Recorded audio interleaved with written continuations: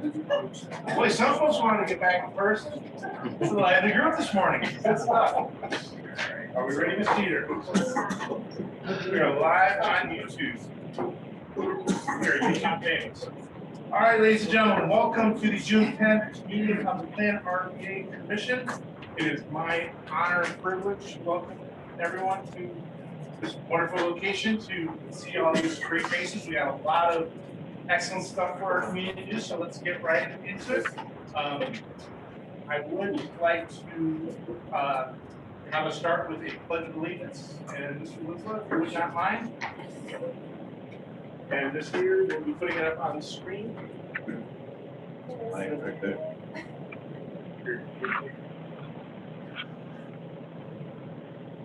I pledge allegiance to the flag of the the United United States of America, and to the republic for which it stands, one nation, God, indivisible, with liberty and justice for all. Thank you. There in your packets or in the agenda online, there is a statement regarding the virtual meetings for PlanRVA. I invite you to peruse that as your leisure. At this time, I will ask that roll call attendees so we may certify that we are quorum.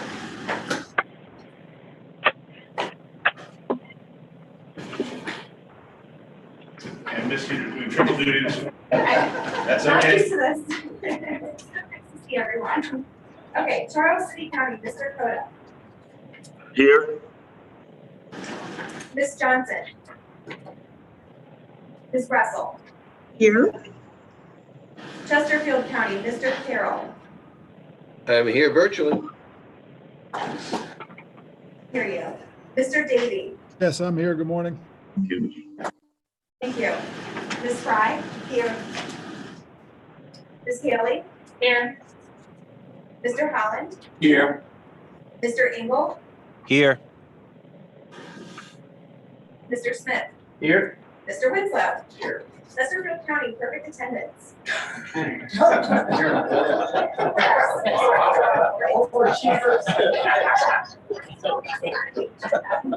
We must try to stack them.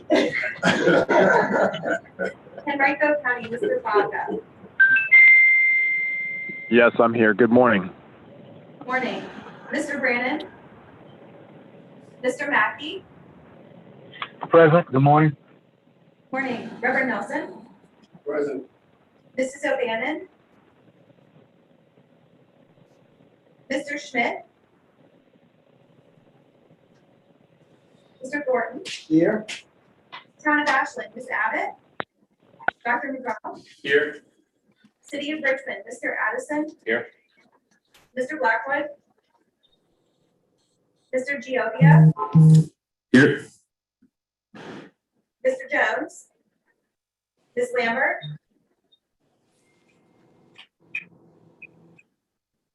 Ms. Lynch,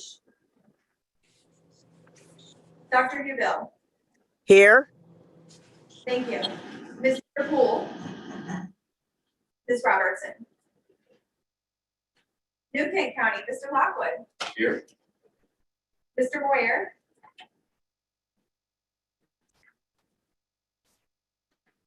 Mrs. Page, here. Richland County, Mrs. Laskowet, Mr. Spoonhour. Here. Hanover County, Mr. Davis, Here. Mr. Peterson, Here. Ms. Pritchard, Mr. Whitaker, Here. Mr. Waddell, Here. Gallatin County, Mr. Byerly, Here. Mr. Hall. Here. Thank you. You have a forum, Mr. Chair. Thank you, Mrs. Peter. At this time, we'll move to our consent agenda. Are there any additions or omissions, deletions for today's agenda? And we will look to approve our main meeting minutes. Hopefully you have a chance to look at them in your board packet. So at this time, I would entertain a motion to approve these two items. So move, Mr. Chairman. Second. Oh, I apologize. I jumped ahead. We do need to, and I apologize, we very much want to hear from our public who we serve. So if there is there anyone online or in person that would like to make public comment, or did we receive any emails? We did not receive any virtual input before the deadline, and based on the room, I do not see anyone here to address the board. All right. Now I'll move back to the consent agenda. So if someone is happy to entertain a motion to enter these two items. Thank you. Thank you. We have a motion and a second. All in favor, please say aye. Aye. Opposed? Abstentions? All right, great. We'll move into our committees and reports from the executive committee. First, I'd like to, we are very excited to have Mr. Byerly here, Powhatan County, stepping in, and look forward to seeing him in this position, as well as the executive committee. So welcome. Thank you very much. I look forward to the opportunity. Great. And I will keep my comments brief. I'll save my long-winded goodbye for next month. But I did want to say there's some great stuff that I did want to call out. We have been recognized. Yes. Yeah, so nothing Oh, sense. Hey, Mr. Waddell. Yes, thank you, Mr. Waddell. Thank you. I'm Troy Waddell from Hanover. Looking forward to working with you guys. This excites me. It's one of my many passions and a lot of self-study, including 2 BCU classes recently. So I'm looking forward to becoming actively involved. And thank you all for the opportunity and making me feel welcome. Thank you, Mr. Waddell. Welcome aboard. Thank you. I'm really excited to announce that PlanRVA, you've been recently recognized for our partnership with Emergency Management Alliance and the Community Foundation for our work in establishing and managing our COVID-19 emergency response. The United Way of Richmond and Petersburg announced this project among its Steps to Success award winners this week.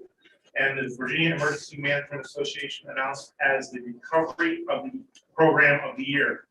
Also, our very own Martha here was elected in May as president of the Southeast Regional Directors Institute Council of Peers.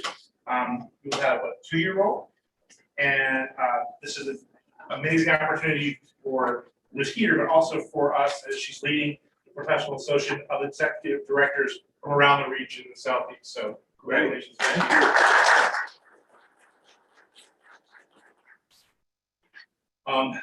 I would also like to comment, we'll be addressing earlier. We, in our executive committee, we went into closed session, and this board and we would like to appreciate all of the work we've done this year. It's been an exemplary year under incredible circumstances, and we are very, very honored that you choose to make this year not only your vocation but your avocation.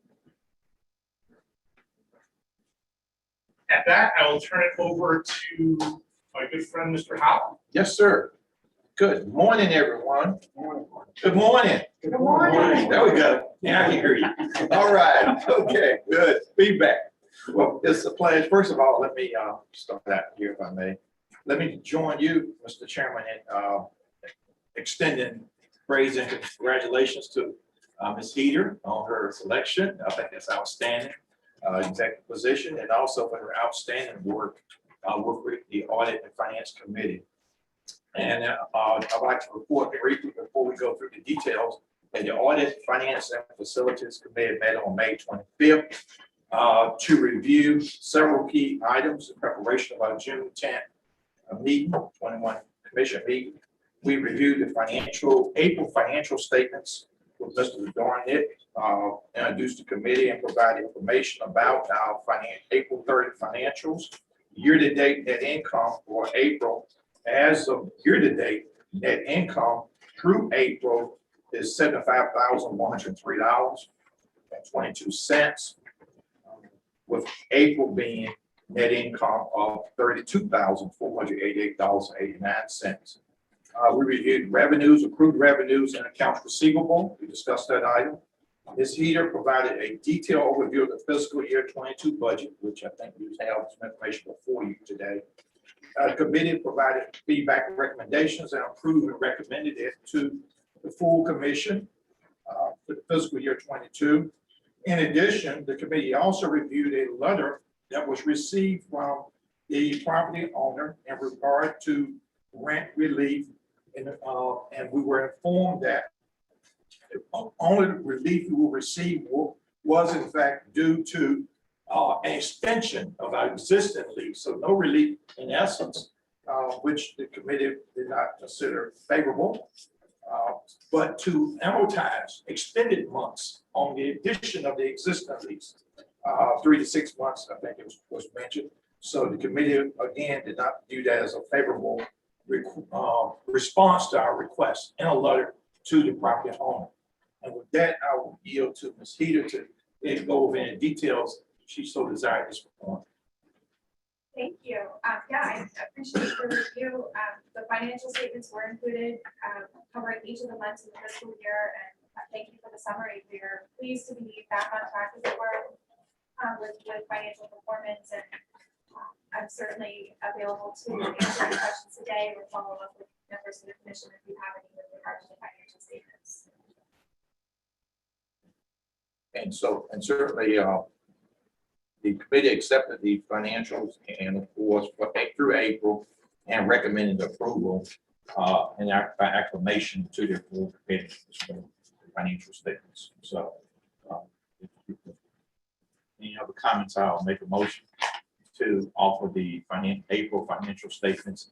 And I must say again, this I want to thank the committee and certainly thank Ms. Heater and her team she assembled, because if you look back, you can see we are in a far better position than we thought we would be in with reported income of year-to-date $75,000.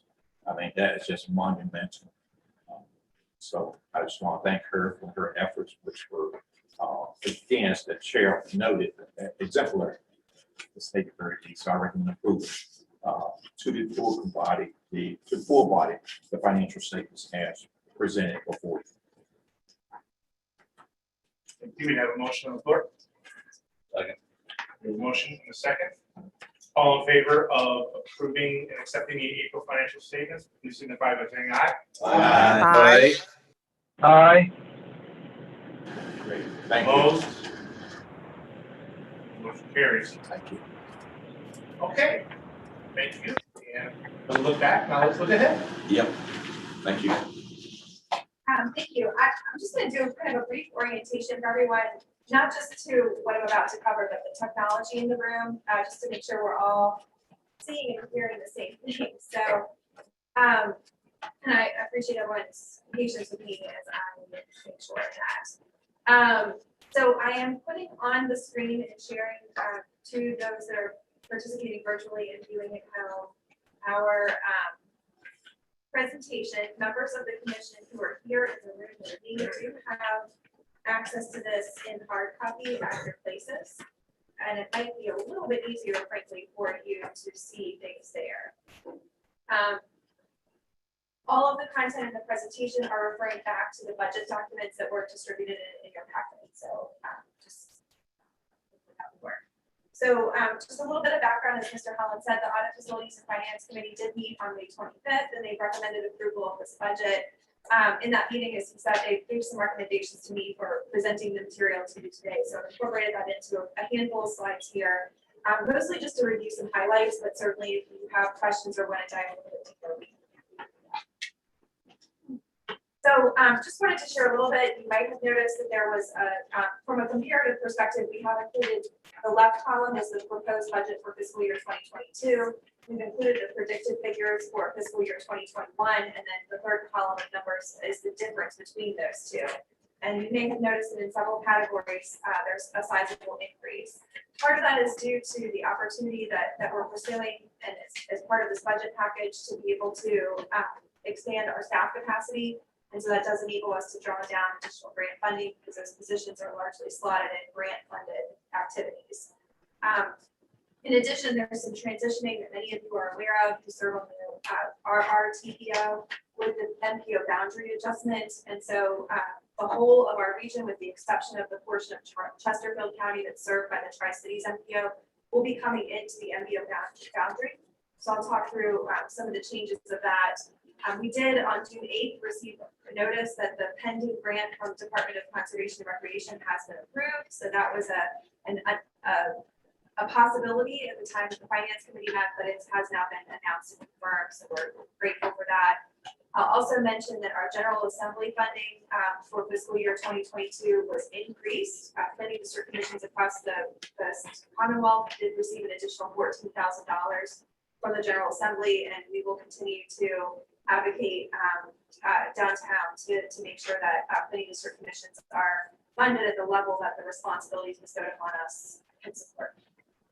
Similarly, we did, since the Finance Committee met last, have action at the Central Virginia Transportation Authority to extend, if you will, or renew our memorandum of understanding with the CVTA to provide administrative and planning support services for that entity. So that is included in this budget. And finally, we have a transfer that we received this fiscal year, but it's sitting in our deferred revenue account right now. From the Capital Region Collaborative's Chamber of RVA's private sector portion of the dollars that they raised several years ago. They've transferred those funds to us so that we can pursue the regional indicators update with 2020 census release.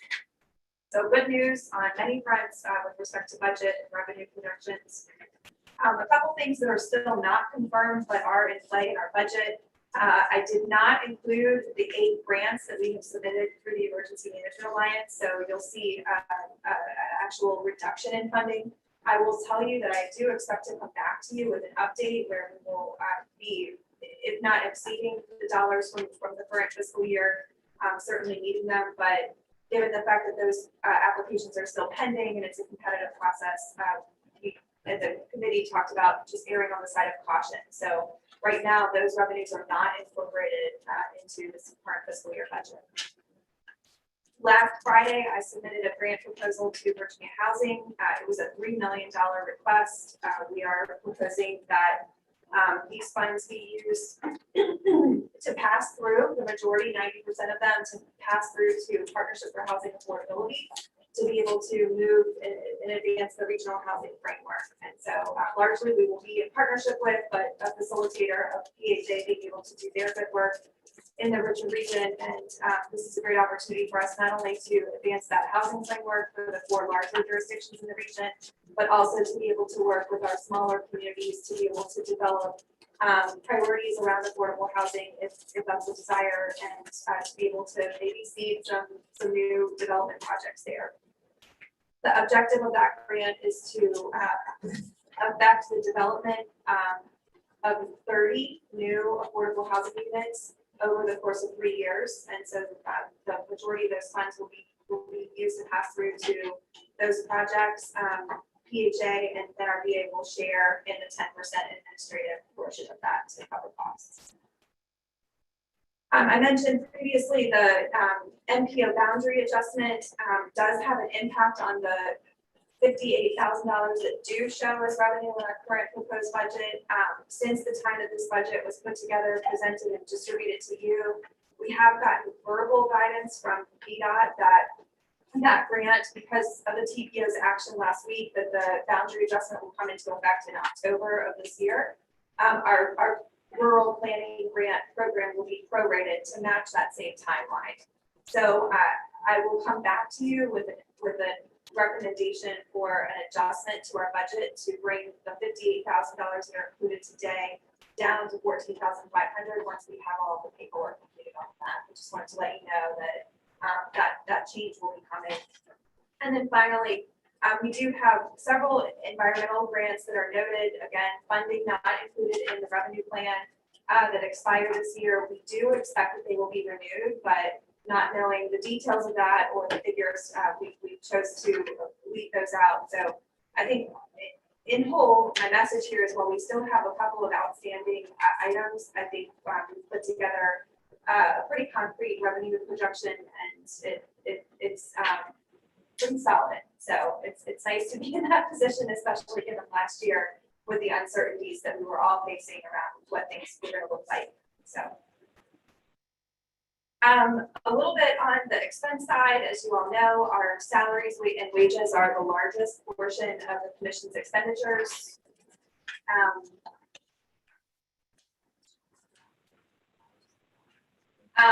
So I wanted to talk that through a little bit. You'll notice there's sort of three components to this budget that in addition to the request to approve the budget in full, I am asking for approval to put into effect a 3% salary increase pool for our staff members. Also asking for a small pool to be established of just under $9,000 to support some position reclassifications and assignments because of staff members who have assumed additional responsibilities. And then to be able to establish a pool to create and fill 4 new positions for the commission. So I put together this slide that gives you a comparison of our total regular salaries for fiscal year 2021, what that increase would be for fiscal year 2022. I'll note this is just the salary compensation figure. It's not the associated other expenditures. Those have been woven into the other line items on the budget. But this seemed like the simplest way to do that. So of course, retirement contributions flow with compensation as well as payroll taxes and those kinds of other things as you know. As you can see right now, we have 21 full-time positions and 5 part-time. The staffing plan for fiscal year 2022 would be to increase that to 25 full-time positions by adding administrative support, program support, community engagement, and data research and analysis. I will note that none of these positions are directly related to the conversations that are underway with the Central Virginia Transportation Authority. I think should we be in a position to take on additional work with them on a longer period of time, I think we'll be working with them to make sure that we're staffed adequately. And so I can imagine that if it's an opportunity that we're able to pursue, we would be looking at dedicated resources for the CVTA as opposed to kind of shared resources, which is how we're functioning now. So I would expect that probably over the next 3 to 6 months, we would be communicating with you and the executive committee about the progress of those conversations. Also would note that the position counts do include a director of finance. The funding for that right now is included as a contracted position, but I have made sure that we have the capacity to transition from the current contracted position to a full-time employee as soon as we're able to move things forward. And I think that the committee had requested that we break out, the dollar amounts of the salary increase pool, the position reclass as a recruitment pool so that you can see that. On office and program expenses, just a lot of the changes that you see there are really related to returning those expenditures back to what I refer to as pre-COVID times. As you can imagine, our staff members for the last year haven't been really traveling anywhere. I think our mileage reimbursement is less than $100 for the fiscal year. I do expect that that's going to change in the coming year. And so certainly training and travel and those kinds of things, will be reinstated. And so we work to make sure that we can get back to how we were functioning previously. Computer operations, as you know, we've really been working to step up our game on the technology front. The opportunity that we have now through this virtual year does create an opportunity for us to continue to do live streaming and enhance greater access to the public. So we're excited about that and make sure to incorporate funding in our technology budgets to accommodate that. One area that I know that the finance committee has taken note of is I do think that printing is not going to return to its original previous levels. I think we'll still continue to print the materials that you need for meetings and things like that, but our staff practices have definitely changed over the last year, and I just don't see our staff members printing as much. So we have budgeted for continued savings in that category. A couple things I wanted to note. We did establish this year, Mr. Thornton, thank you for your persistence on this topic, but we've established a budget for public outreach and engagement. And so we will be coming back working with Mr. Davey and the Public Outreach and Engagement Committee as well as the Executive Committee before any significant expenditures are made in that category, but did want to program dollars in that category as we're coming back to real in-person life and make sure that we have resources to do the promotion of those different things. So let's see here. We are going to be seeking matching grants for those activities, and that includes brand differentiation and development of collateral to be able to go out to the public and talk about who we are, what we do, how we relate to the other entities that we support.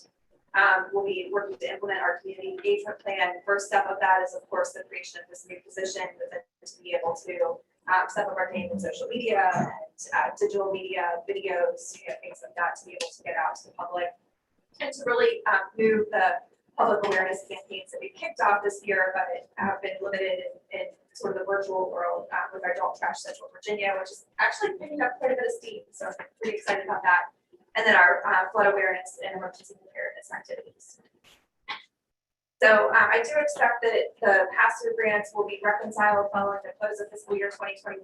We're coming up on a lot of invoices coming in June for the RSTP funded transportation demand model and some of our pass-through grants for emergency management. Some of those may carry over, and again, that carryover balances will come back to the finance committee to review, and there may be some minor adjustments to the pass-through funding flows through our budget.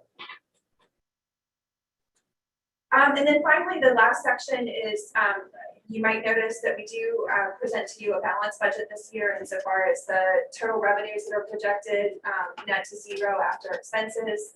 45,750 of those expenses are reserved in a capital expense budget. And that at this point in time is held again, not for authorization to expend, but to be able to work with the finance committee and the executive committee as we proceed with our space planning and deliberations on where we will be as of October 2022. Our lease expires, as Mr. Holland mentioned, have been in some preliminary conversations with the property owner here about what a stay option looks like, and also we're pursuing exploration of what alternative sites might look like. And I think in particular, the last year has really taught us a lot about how we think about space and what our space needs. I think we've got an opportunity to think more efficiently about the space that we need. I will say that it is the staff position that we still do need an office. It's important for our staff members to have a place where they can come and interact with each other and be effective in person.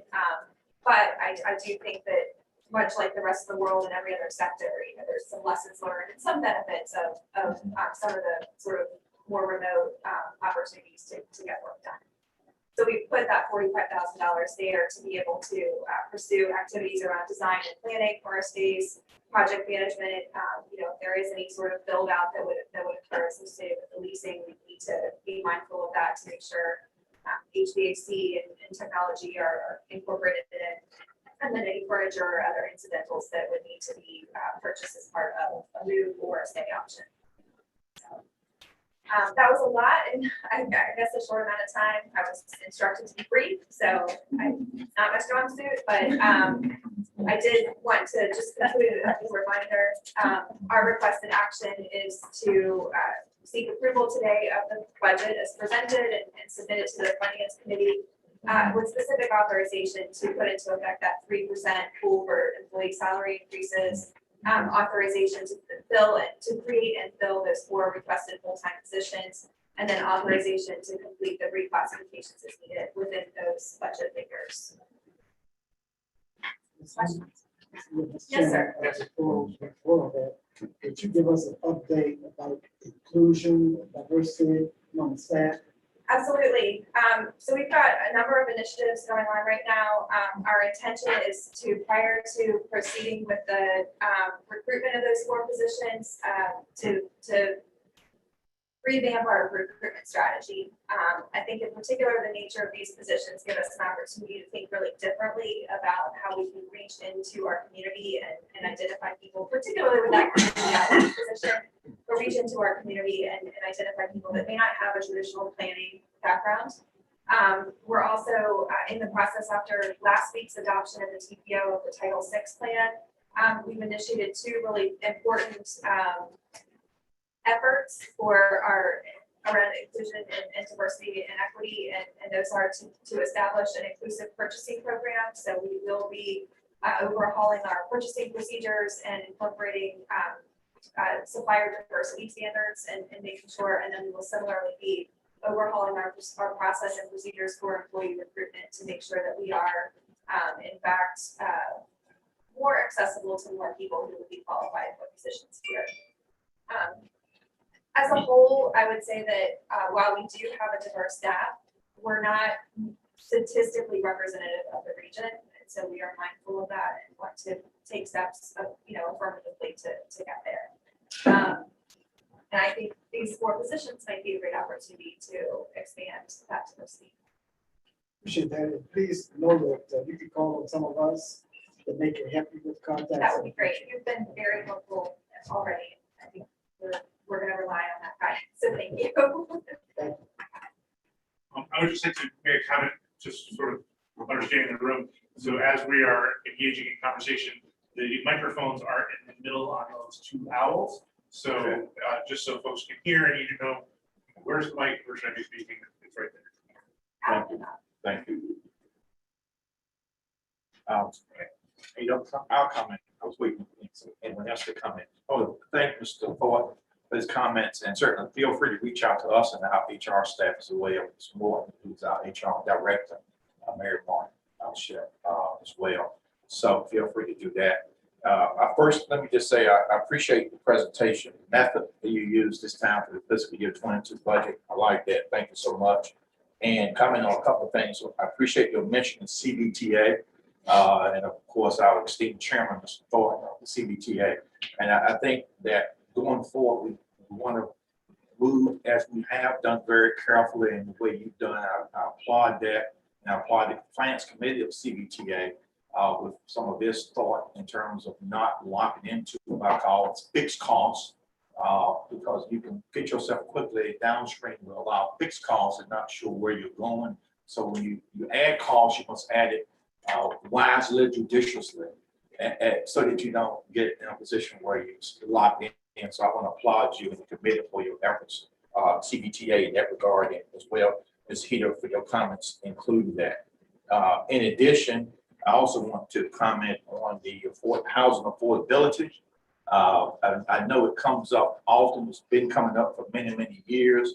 I was just discussing that, for example, yesterday with some stakeholders in Chesterfield County at some areas about housing affordability with regard to income. And I think that's something we have to be really, really focused on as well, because there are needs in that area, and that's an area I think we can look at strategically, how we can do it well, wisely, legally, if you will, and certainly judiciously. So I think I'm so pleased that that's a part of our focus, and it's my hope that regionally, that's something we will consider as we think about it. For example, I won't get too detailed, but we do have a significant portion of our workforce, teachers, police officers, firefighters, and of course, that's a function of that as well, I believe, and something I think we can focus on.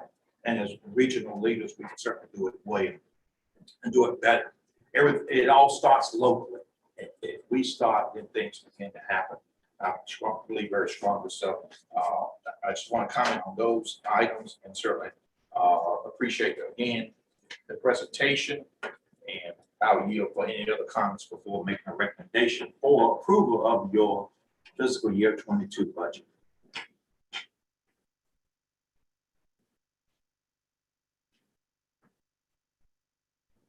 Hearing none, therefore, Mr. Chairman, I move for approval of the fiscal year 22 budget as presented.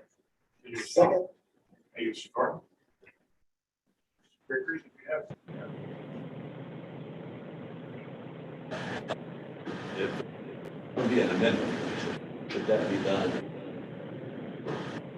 after this is?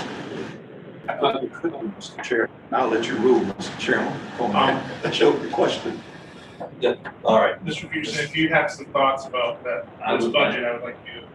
I would like to bring up the executive committee this morning, as mentioned by Chairman Spoonhour. We did the annual review for our executive director. It's a very open, frank discussion, and I think the general consensus is that Mark has handled the situation very well over the years, and a number of situations. We have all felt that the general consensus of the executive committee was continuously growing in her job. And we see that going forward. Appreciate it very much, and as part of that appreciation, the executive committee has recommended to this body that the budget be amended to include a salary increase for Mr. Peter and a $5,000 one-time bonus for the additional efforts that she's had to make over, particularly over the past year. Organization, today, also have strong efforts that she has gone forward. So my motion is to amend your motion to include this. That's a friendly. Friendly amendment. Yeah. Second. It's a friendly amendment. I agree. In fact, I will also, that this is my understanding, hope that we will also add bonus for all who have been in the leadership role.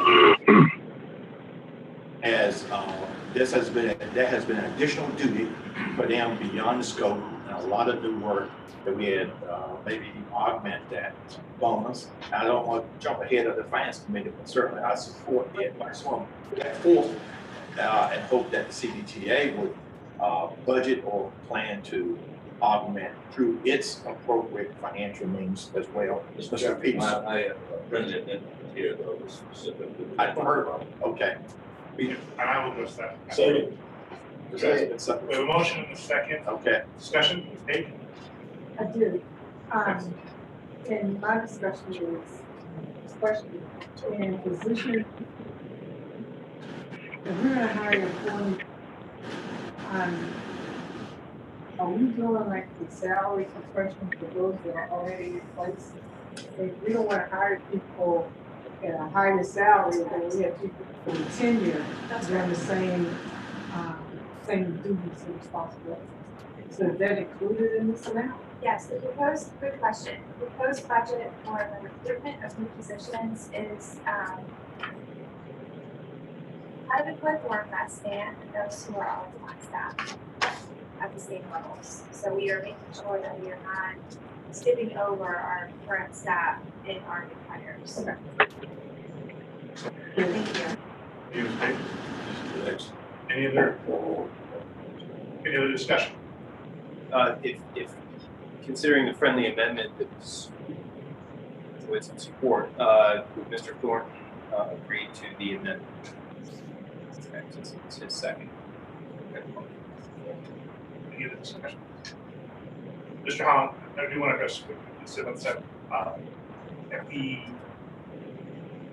end of Q2, the executive committee did look and did award some bonuses to folks that have been in that. But I think your point of CBTA, we need to look at what is being asked and ensure that the compensation is commensurate with the amount done, because they are salaried and they don't get above and beyond. So that is, I know there are discussions going on around that, and that is something that we are taking into consideration. But I think we can bring that.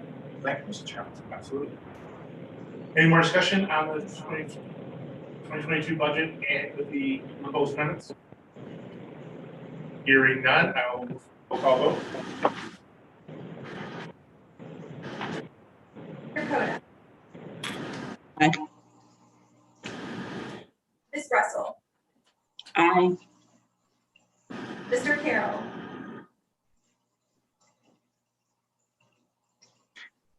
Mr. Carroll. Mr. Davy. Aye. Ms. Fry. Aye. Ms. Haley. Aye. Mr. Holland. Aye. Engel. Aye. Mr. Carroll's aye. Thank you, Mr. Carroll. Mr. Smith.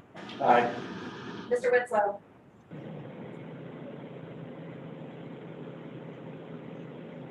Mr. Vaca. Aye. Mackey. Aye. Aye. Mr. Nelson. Aye.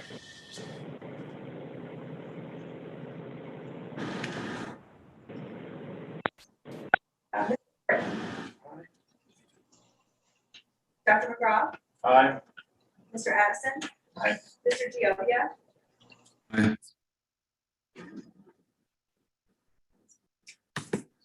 Bill? This is Cynthia Newbill. Aye. Thank you. Mr. Lockwood?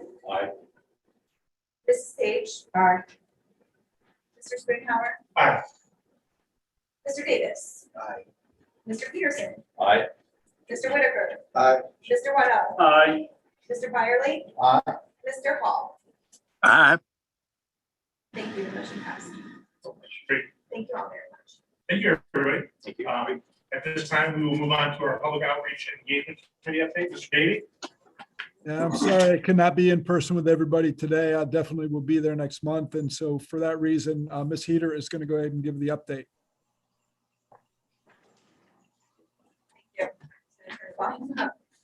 Thank you, Mr. Davey. Yeah, he and I communicated this week and not being sure whether he would be able to stay on for this time. I put together a bit of a report. We are continuing to work to complete our community engagement strategy and implementation plan. As a reminder, that's the project that's funded through that grant we received from the Community Foundation this year for $50,000. We hosted a prioritization workshop on May 25th, and that included our staff members as well as Commissioners Davey and Winslow. As you know, today's budget presentation is an affirmative step in the direction of building our community engagement capacity. And so I thank you for your approval to invest in the establishment of that position. Staff is very excited, and I will tell you to a person, our staff members strongly believe in this, and they are committed to being a part of our community engagement program. This is not going to be an effort that's assigned to one person and just sits with that one position. Our committee will continue to use that work and the strategy to guide the focus in 2022.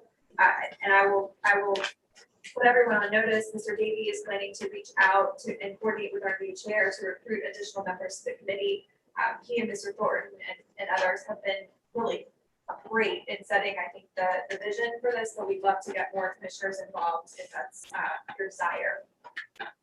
As I've mentioned previously, the TPO did adopt the updated Title VI plan last week. That is a first step in our process to assure ongoing compliance with the civil rights requirements. And that is a requirement across all of our federally funded programs. So while the TPO did approve it, it is something that will set the standard for how all of our program areas will function going forward. And as I mentioned, we're working to operationalize that Title VI plan now around purchasing and procurement, supplier diversity, and inclusiveness, as well as our staff and personnel. So great things happening. I think we'll be setting up the committee meeting structure for the new fiscal year after we get through elections and the transition. But certainly, if you are interested in this topic, please reach out to me or Mr. Davey.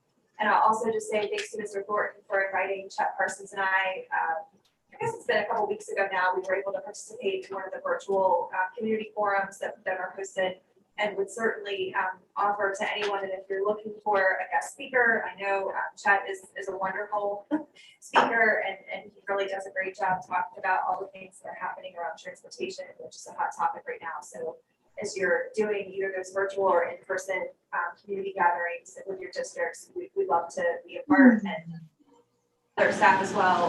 Lots of obviously happening in emergency management, as was mentioned, and I would be happy to talk about how our work is showing up in your communities. So with that, unless Mr. Davey or Mr. Terry have any updates, that's the report. Thank you, Martha. Great job. Any questions or comments for Mr. Davey or Ms. Heater? All right, thank you so much, Mr. Davey and your committee and Ms. Heater for that work. Last month, it came to our attention that all good things must come to an end. So the end of my term as chair is here a lot faster than I would have expected. But I did ask Dr. Newbill and Reverend Nelson to form a committee to recommend our next board. So I would like to turn over to them to go ahead and provide their report. Dr. Newbill, do you want to share it or you want me to share it? I think it would be easier, given that you are present, to do that. Otherwise, I think it's a little harder. So yes, if you and Martha would, I would appreciate that. I got it. Nominating committee, including myself and Dr. Newbill, being that we're the two most recent past chairs. We met on June 7th with Mr. Gregory and Ms. Heater. And following discussion of the commission leadership succession, it was agreed that continuing with the officer rotation is critical to assuring local engagement and commission. So the rotation is suggested as follows. And I will share the locality and the executive committee member, then circle back with the slate of officers for fiscal year 2022.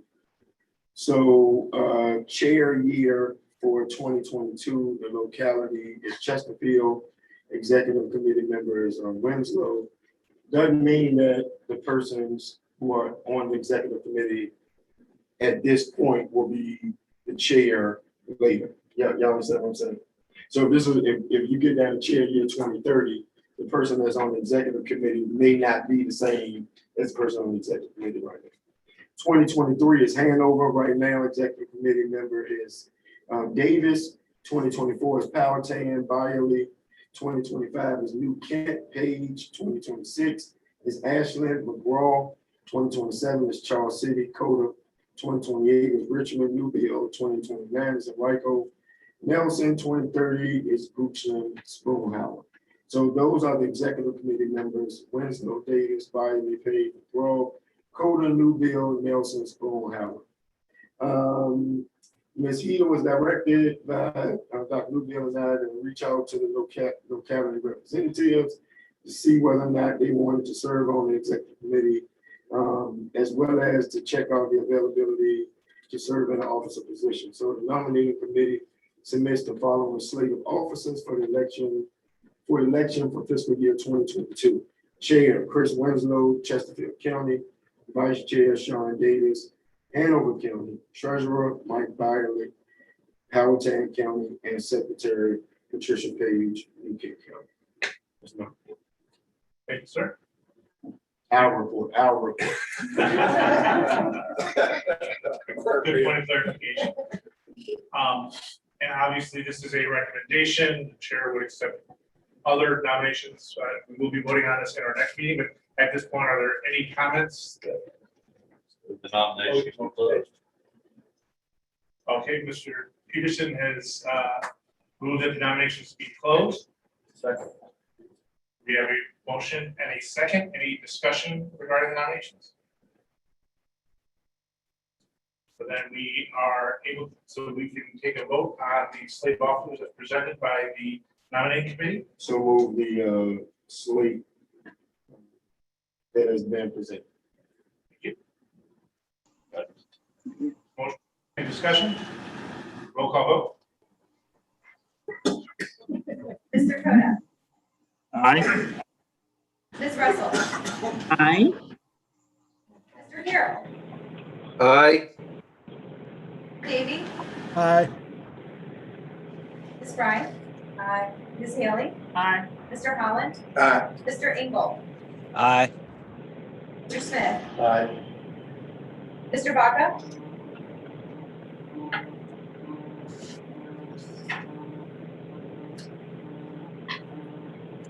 Mr. Mackey, Aye. Mr. Nelson, Aye. Mr. Thorpe, Aye. Aye. Mr. Addison, Aye. Mr. Giovia, Aye.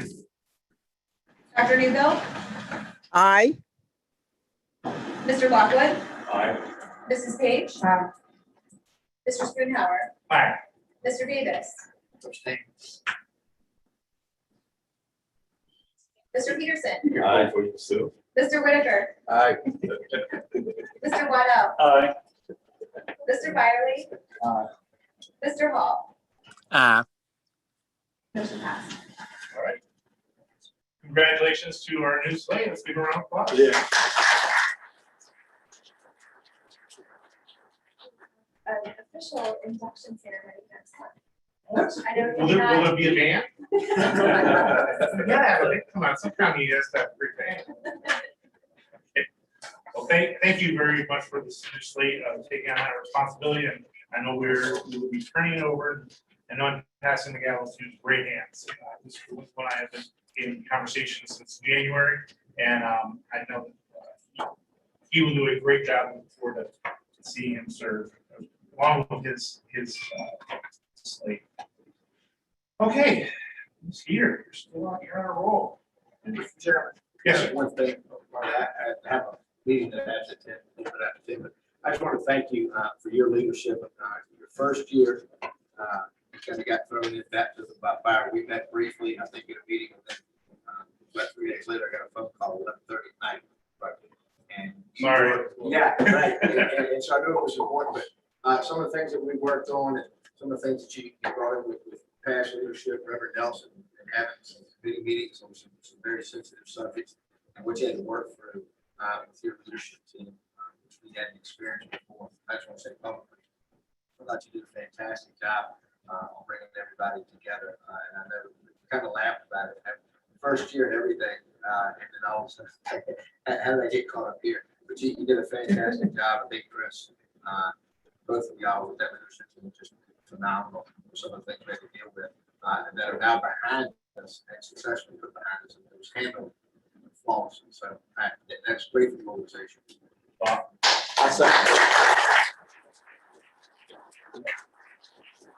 I appreciate that. I'm not the most humble person in the world, but it was a team effort. The fact that you picked up the one 11:30 at night kind of speaks to that. So,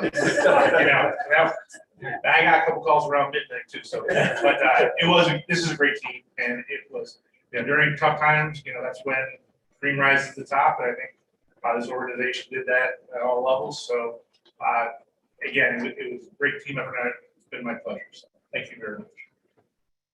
Cedar. Thank you. I just wanted to share a couple of things with you this morning. Thank you all for your feedback last month on the program dashboard. It will be back in your agenda packets next month with the edits and the design updates. So I really appreciate that, and that'll become a standing part of your monthly report. I won't go through it every month, but it'll be there for you to have a kind of a bird's eye view of what's going on, and appreciate your support with that.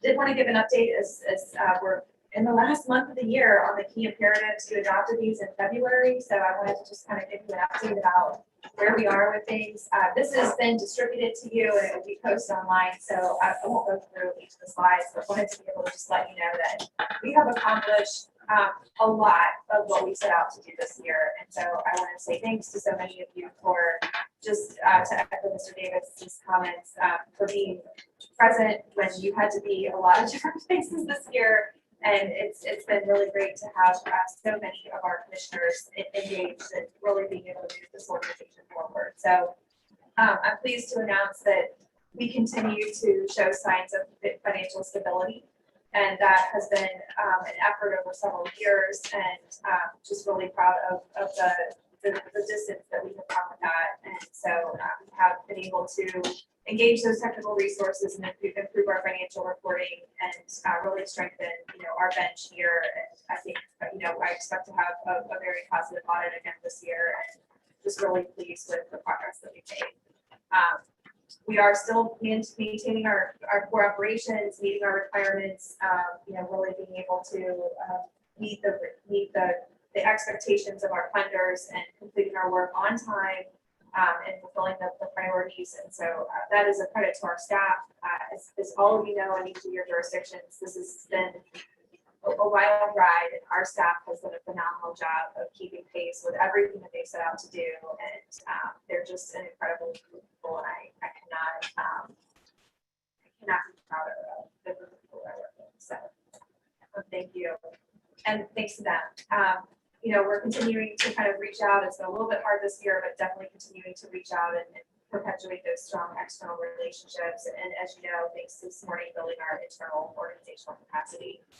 All of this is with the idea of keeping the cost to you low. And so, our magic is to be able to go out and find, to put it crudely, other people's money to do the things that we want to do. And so we're going to continue to work on that. Our staff has been really doing a great job. The success rate of grant applications that are submitted is higher than I think I would have ever expected. I used to be in the grant writing business, and you probably think about maybe averaging 75, maybe 50%, and our staff members are like at 100% right now. So it's just really exciting. It's a little scary when they come to me and say, I think that we want to do this grant, because I'm like, oh, yeah, you know. So it's a great position to be in. And our goal is to be able to use those resources to increase our demand for services for you. And that's been happening this year.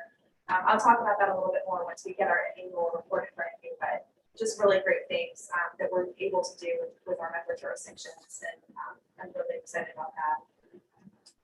We had, some new initiatives that we intended to take off, and some that just happened. Certainly, the COVID response fund was an effort that had been set into motion prior to even knowing what a global pandemic might look like. But we raised $7 million in this community to be able to put back into the community to help with recovery and response.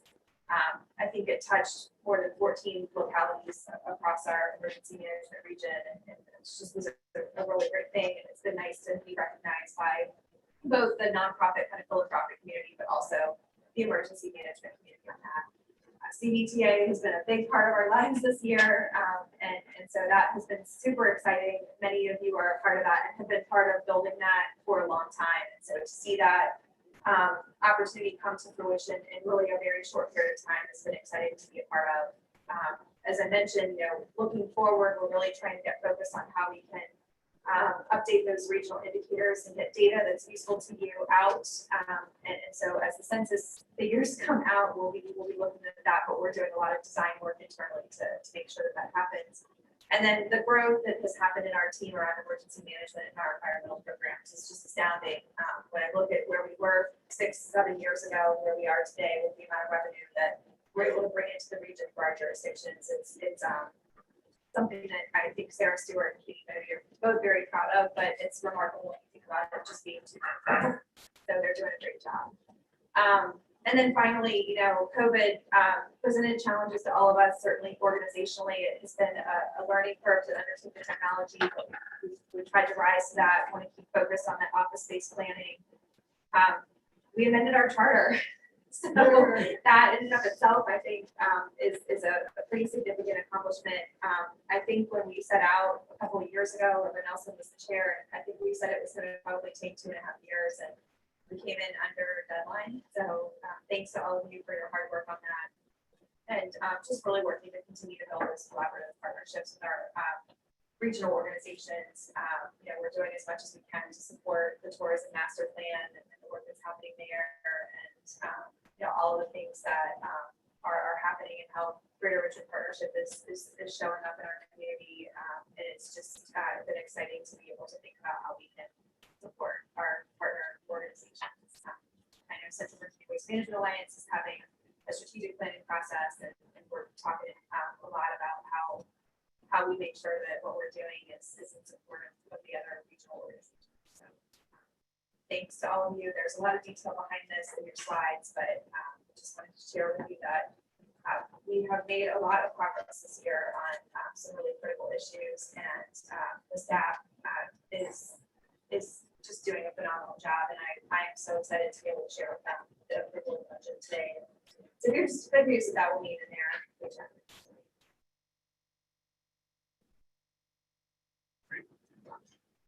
2 more announcements. I will just say, Better Together webinar has been canceled for June. We're going to take just a minute to get reset for next fiscal year, but we will be back in July. We've got a slate of 4 sessions scheduled for July through October. You'll get calendar invites. That has been a great program that we've kicked off, and the followership, if you will, has been growing every month. So we're really excited about that. The feedback we're getting from our partners that we're featuring is also been exciting. So look out for that announcement, and that will be back in your calendars for the 3rd week in July. That's my report. Thank you, Ms. Teeter. Before I open it up for comments, I want to take the opportunity to thank Ms. Teeter.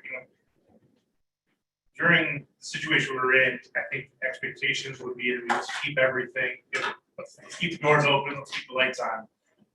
What I am thrilled about is the level of transparency that Martha and her team are bringing, to be able to put our imperatives in front of us quarterly and then our programs to be able to see the progress and to hold ourselves accountable, I think is remarkable. We're able to do that during any time, really, but in that time, I think it's exemplary is the word we've used this morning. So thank you, Martha and team, for that. Thank you all for your commitments and helping make this happen. We've had probably more interaction with staff and support from locality staff than we had in years past. That speaks to the partnership. I know Mr. Thornton speaks of the family, and it does feel like that. So this regional cooperation is sort of on a movement, and it's exciting to see. All right. Any questions or comments for Ms. Heater or questions on the imperatives or anything else? All right, moving right along. We do have some old business. We will be looking at the adoption of the proposed bylaw amendments. I don't know, Mr. Berger is here for any questions regarding that. Or did you want to say anything, Mr. Berger? Happy to, Mr. Chairman. Mr. Chairman, members of the body, we are on the cusp of approving bylaw amendments. As you know, as Martha mentioned, the charter is in process of being approved at your various jurisdictions. Some of them, I think, have approved it, and some of them. Everyone's approved it, and now we're just circulating for signatures, so. Wow, that's extraordinary. I wasn't aware of that until just now. So that's great. I was gonna let that open. Thanks, Check something off the list. It's amazing that it's sort of happened so quickly in the past 30 days after about 2 years of working on it. So that's great. Congratulations to all of you. So the bylaws are teed up. We've discussed it numerous times. We've circulated the draft revisions to you. The draft that was in the agenda packet did not reflect the track changes. But I don't think that's a problem. It was discussed and presented to you at the last meeting. So it's ready for you all to vote on today. If you want to defer it to July, that's fine, but I don't see any reason to do that because it's been discussed and sort of ad nauseam already. So if you're prepared to vote on the bylaws as presented, the revisions as presented, they are negative. Thank you, Mr. Berger. Chair will entertain a motion. I'll move for approval. Thank you. Second. All right, we have a motion to approve the bylaws as presented. And second, any discussion?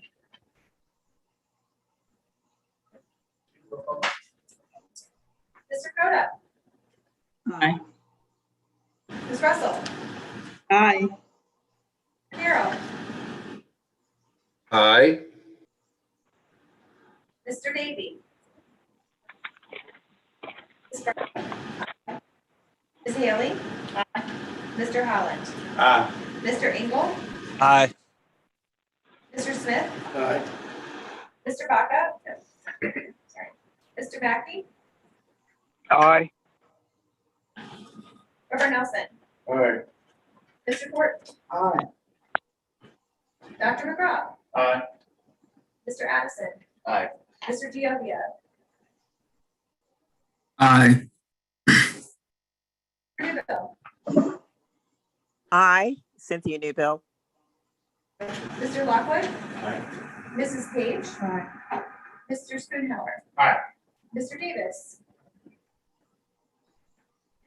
Mr. Peterson, Aye. Mr. Whitaker, Aye. Mr. Waddell, Aye.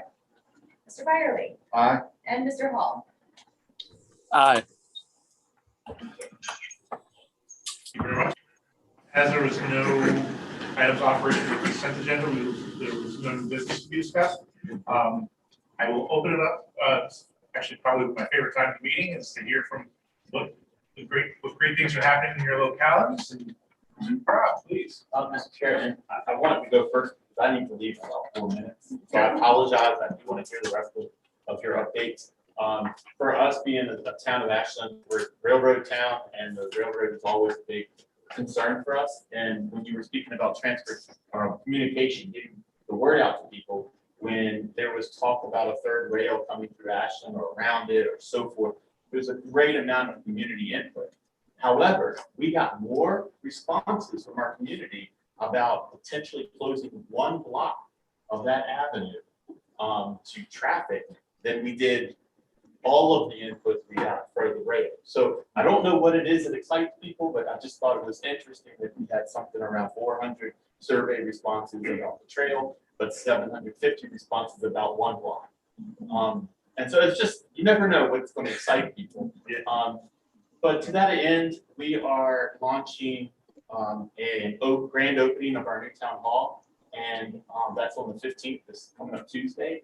And we've partnered with Kona Ice to give away some cool ice slushies. I don't know what they're called anymore, but Kona Ice and Scoop In, and then tours of our town hall. And the Secretary of Transportation, Shannon Valentine, will be there.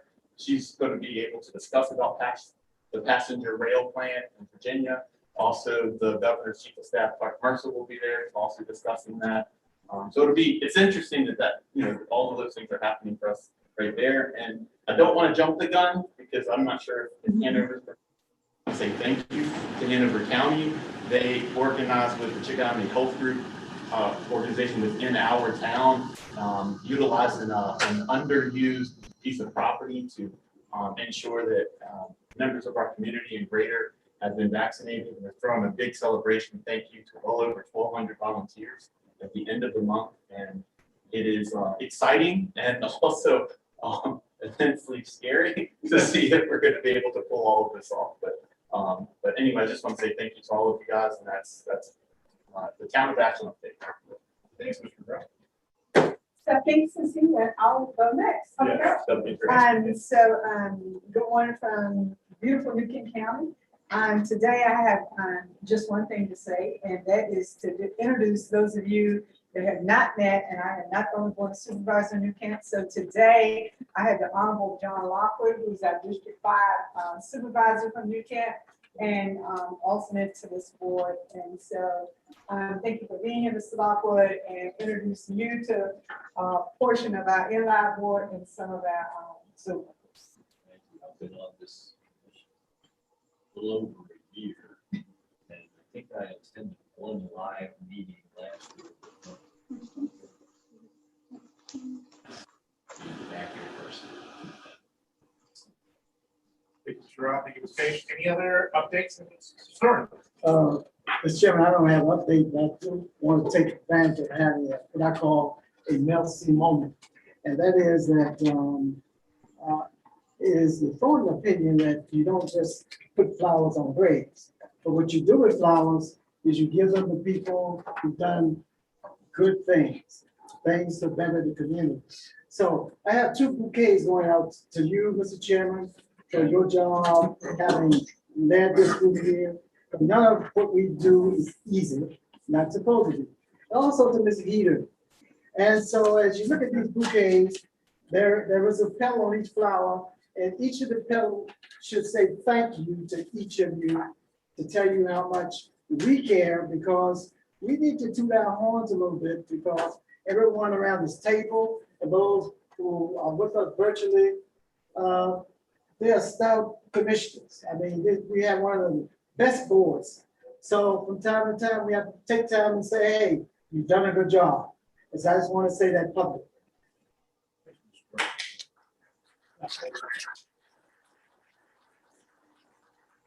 Partial violence. Okay. Okay, thank you. Anyone else? I want to second that motion and comment as well. I think it's well stated, and I greatly appreciate the leadership, Mr. Chairman here.